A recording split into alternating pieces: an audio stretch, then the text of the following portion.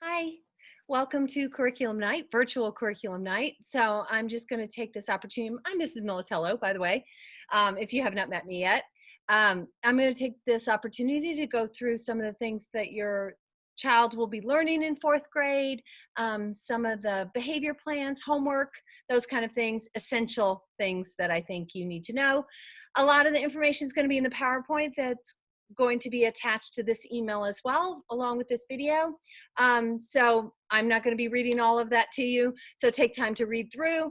And then, as you know, tomorrow I will be on Zoom between 7 and 8 and be more than happy to answer any questions or anything that I didn't make clear during this short video. So I'm going to share my screen with you so that we can look at the PowerPoint together and I can go through a few of the more important points. So like I said, I'm Mrs. Militello. If I have not had the opportunity to meet you, I'd love to meet you. If I have met you, I would love for you to come say hi to me tomorrow on the Zoom. The Zoom link is here down at the bottom of this page, and also my email address. If you aren't available during that time, feel free to reach out to me, and I would love to be able to communicate with you and help you with anything that you need help with, or just to be introduced.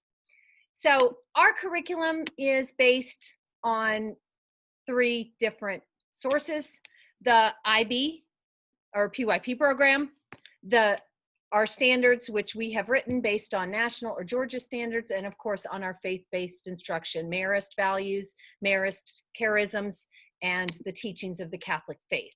So I wanted to talk a little bit about behavior and behavior management in 4th grade.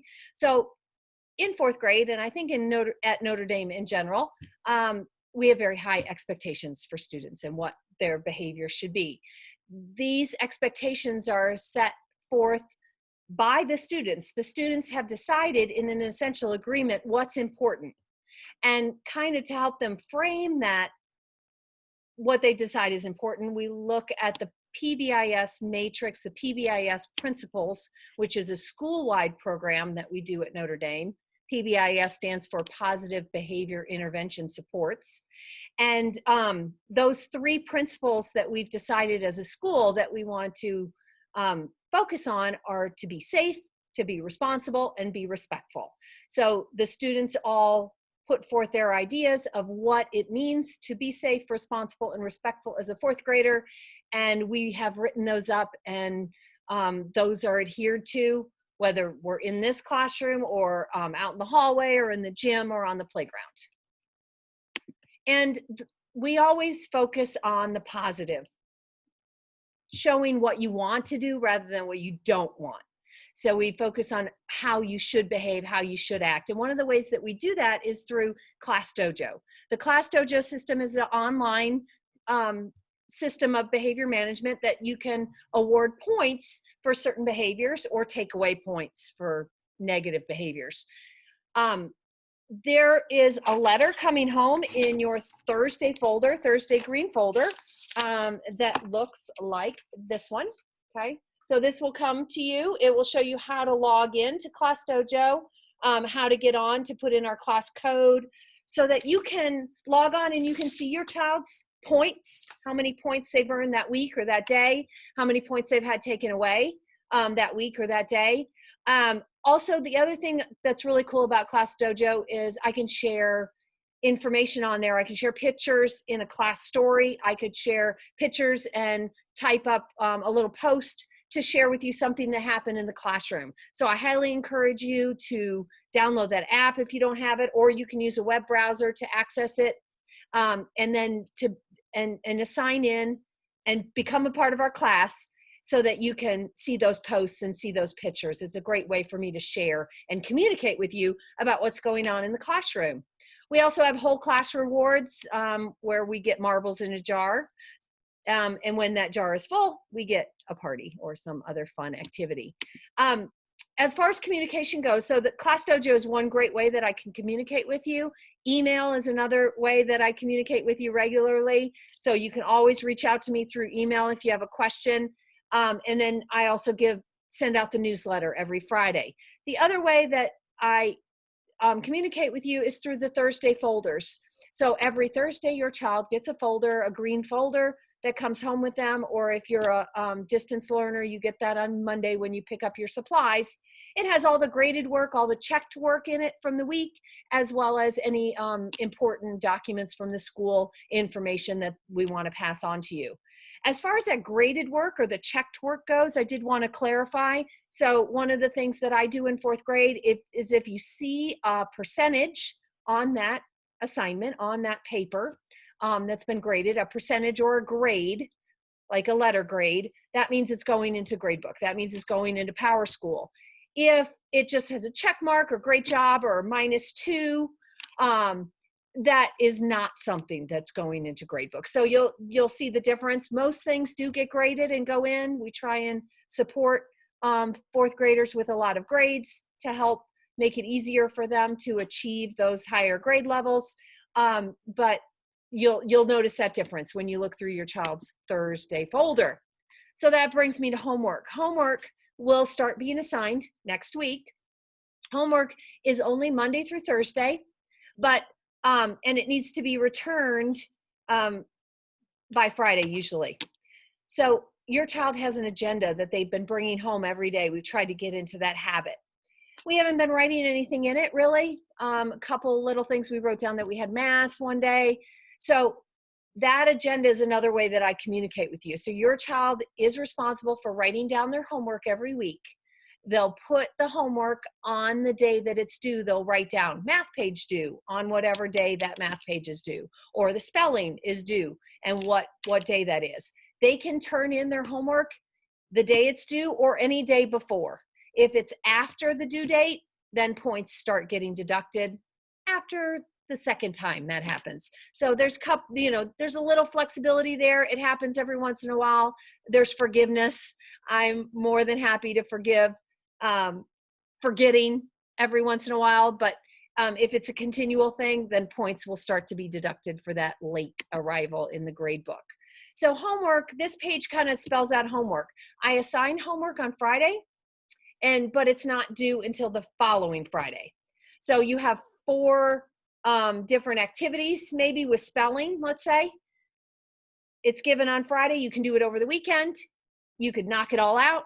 You can do one on Monday, one on Tuesday, one on Wednesday, one on Thursday, and then turn it in on Friday. It's totally up to your family to decide what works best for you and depending on your schedule, okay? The most quick turnaround that I will ever do for homework will be 2 days out. So if I give, let's say there's a math concept I really want students to work on, and I give it on Monday, I won't expect it to be turned in until Wednesday. So you have Monday night and Tuesday night. It'll never be, it comes home on Monday and it's due on Tuesday.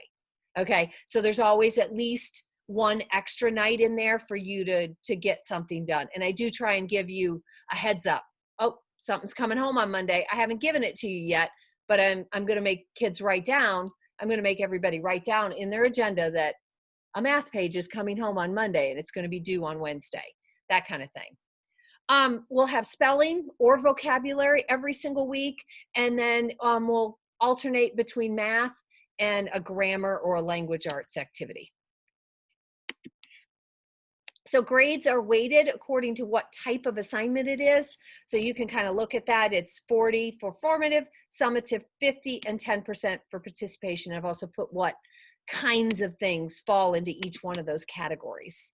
So the next few slides are just going through each subject area and some of the things that we're going to be doing and learning within each subject area. I'm not going to go into too much detail with this because I think if you go through and you read most of this information, it will make sense to you and you'll kind of understand what's happening in fourth grade in the learning. I did want to stop here on the math page because one of the things that I want to make sure that students are doing besides all this other information on this page that's important is this middle part, that quick recall of facts. So I just wanted to reiterate that practicing multiplication facts, practicing division facts, 48 divided by 8 is 6. Those basic division facts, that needs to be instantaneous. That needs to be quick. We have to have quick recall. So anything you can do at home, apps, if you want suggestions from me, I can offer suggestions of ways to practice at home. but that really does need to be automatic. Old-fashioned flashcards always work too.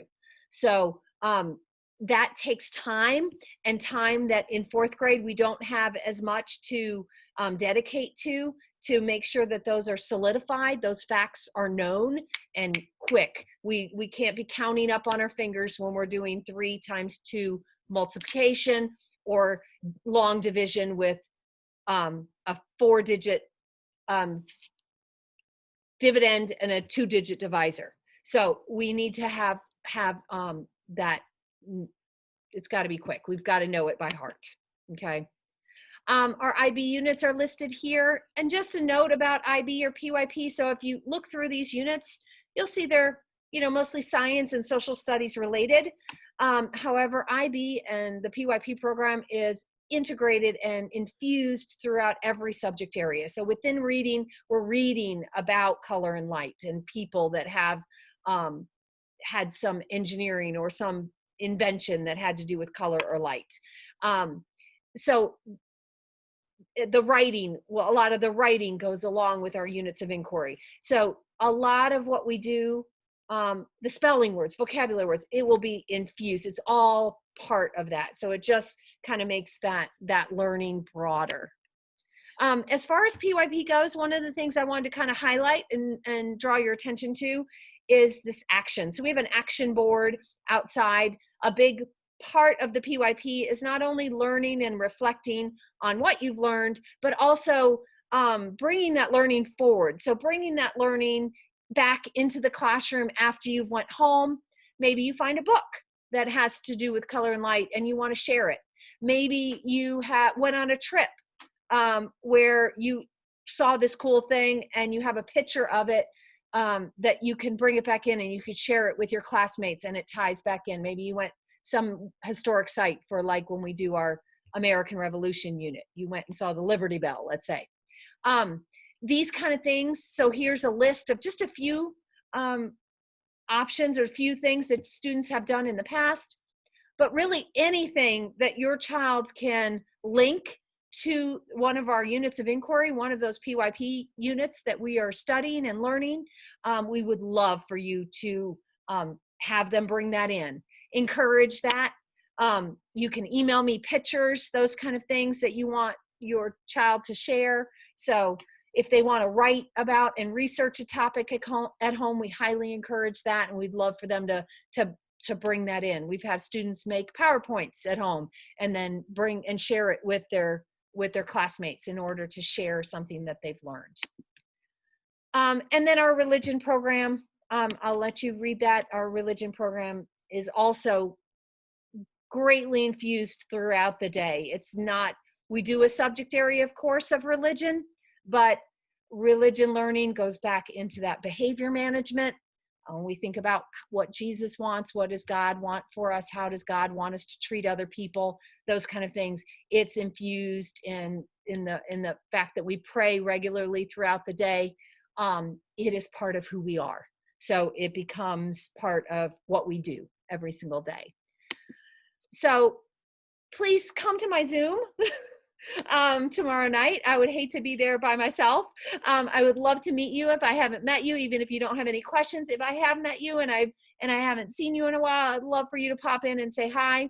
The specialist teachers also have links, and they will have some slides that I will add to this presentation so that when you go back through it, you'll see that they also have information there, and they will have links for Zooms if you have any questions about the Spanish program or the Gifted and Talented program. All of those teachers will be available on Zoom during that 7 to 8 time period tomorrow night. So I hope you learned something. I hope that made sense. I was trying to get through that quickly, not to take up too much of your time, but if you have any questions, please feel free to reach out. If 7 to 8 tomorrow night does not work for you, email me. I'll be happy to try and answer it through email or set up another time. One thing that I did want to draw attention to as far as communication goes, we are planning on parent-teacher conferences coming up in October. October 22nd is a half day, and we'll be doing Zoom parent-teacher conferences from 1:30 to 5:30 that day. And then all of the day on Friday, the 23rd from 8 to 3. I'll have conference time set up. So, but if you feel that you want to meet about your child, about your fourth grader before then, reach out to me. I'm happy to meet with you. This is so easy.